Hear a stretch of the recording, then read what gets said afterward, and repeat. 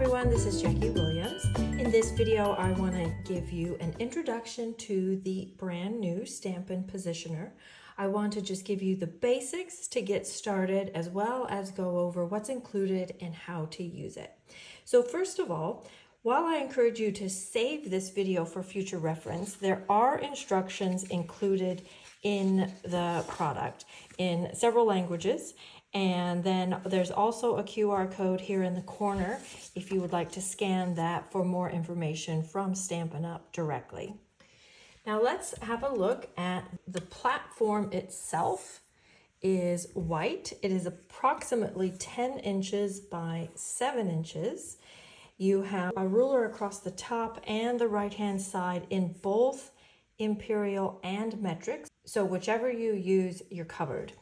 The back features solid foam, and it does have two kind of little feet here, but they're not removable. So this is very sturdy. It will stay in place because that whole back is non-slip.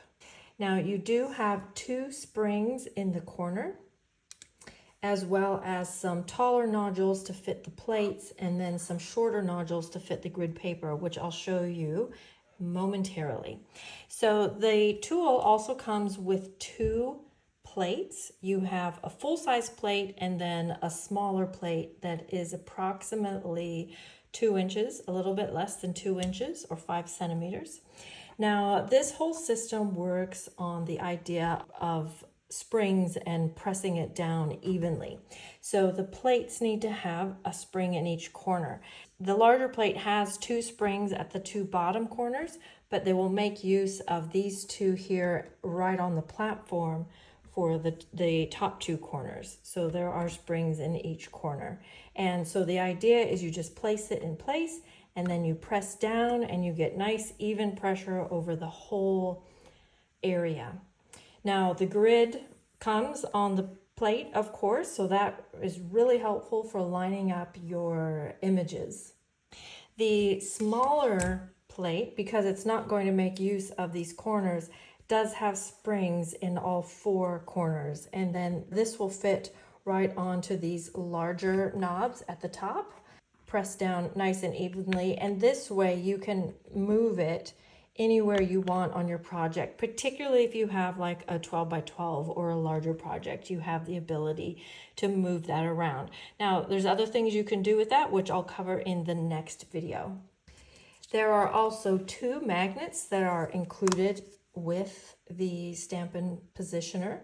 It's nice that they are covered in a little jacket, I suppose is the word I would use, and it also has a little tab that sticks up, which makes them nice and easy to move. And they are very flat, so they won't be interfering with the pressing down motion at all. Now there is also special grid paper. This does not come with the Stampin' Positioner. It is a separate purchase. You could just use some scrap paper. However, it is very nice that this grid paper has little holes across the top, which fit onto these little knobs. And now your grid paper isn't going to move at all, and you can then use your magnets solely to hold your project in place rather than your grid paper. Now the grid paper also has inches on one side and centimeters on the other. Plus, of course, you can see that it has all these grid lines, so that also helps with lining up your projects and your images. Now, when you are stamping, you can use the grid paper and just position your paper, wherever it needs to go, and just use your magnets to hold that in place. Or, if it works for what you're doing, there is a gap here in the little knobs, and there is a little triangle. Let's see if you can see that. Triangle there in between, in that gap. And this is designed so that you can slide your paper in like this, and it actually pretty well locks into place, and you can see that it's right where that triangle is. And then if you always put your paper, well, in any one project, always put your paper in this way, then it's always going to be in the right place. And I'll show you that in my next video when we do a little bit of two-step stamping. But for now, I'll give you a quick demonstration. I'm going to use a brand new Photopolymer stamp. And I do suggest that you just take a minute to kind of de-stick it. You can clean it off with your chamois or your Stampin' Scrub. You can use some soap and water, or you can even just stamp it a few times on your pants or on your paper. But you probably know that when our stamps are brand new, they are very sticky. So what I'm going to do is just put that where I would like it to be. Actually, for this demonstration, I'm going to straighten this up because I want to make use of the grids. So I'll put the magnet something like this. And then, so all I would do is put that in position and then take my platform, or my plate, I should say, and I can see through the plate and see that my image is pretty well straight using these grid lines as a guide. And then I'm going to just stamp down and pick that up. You can see it's still a little bit sticky. Okay. And then I'm just going to turn that over and ink that up. And then flip it over and stamp that down. Now, this positioner is fantastic for people who have a hard time holding the blocks, who may be a little bit shaky, or maybe they have small hands, or maybe they just don't have a lot of hand strength, maybe due to arthritis or any other reason. Anyway, and then you get this nice, easy image. And particularly if you're using this to do something over and over again, or doing it in a class, it's nice to have it just perfectly in position and ready for everybody. Now, does it work with red rubber? I'll just pull out one of my red rubber stamps. Yes, it does work with red rubber, but I'm just gonna go ahead and just put it on the platform. Let's turn it over.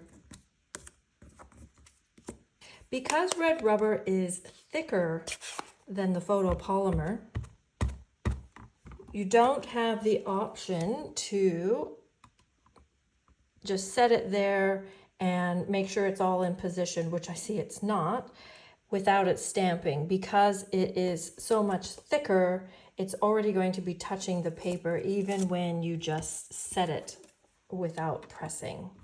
Okay, hopefully that makes sense. So you can use it with red rubber, but just know that you don't have that flexibility to just set it there and check to make sure it's right. Once you put it down, you're stamping. But one of the nice things about this tool is that it is impossible to rock the stamps. It creates nice, even pressure. So I'm just going to place this stamp down, and it is really good for using the background stamps, which are a little bit hard to use with the traditional blocks just because of the size, just because they're so big. And the nice thing is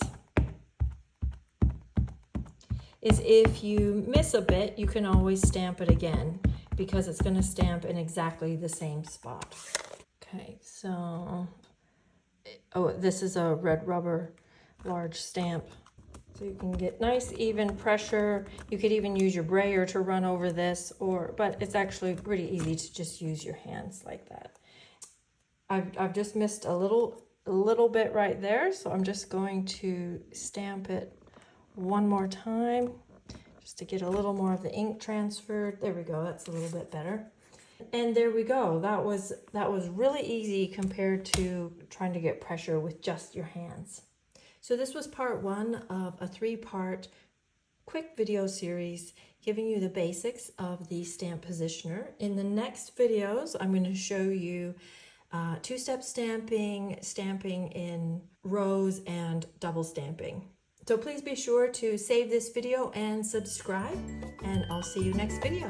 This is Jackie Williams, and thanks so much for watching.